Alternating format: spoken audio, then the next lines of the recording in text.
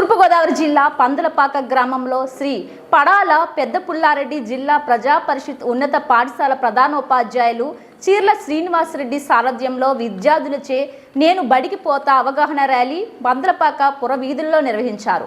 ఆంధ్రప్రదేశ్ సమగ్ర శిక్షా అభియాన్ సూచనలతో ప్రతిష్టాత్మకంగా చేపట్టిన నేను బడికి పోతా కార్యక్రమం ద్వారా బడి బయట పిల్లలందరినీ ప్రభుత్వ పాఠశాలలో చేర్చాలనే ఉద్దేశంతో ఈ కార్యక్రమాన్ని నిర్వహిస్తున్నట్లు ప్రధానోపాధ్యాయులు తెలియజేశారు. విద్యార్థులు, పెద్దలు పనికి, పిల్లలు బడికి, మన బడి మన గుడి అనే నినాదాలతో గ్రామస్తులకు అవగాహన కల్పించారు.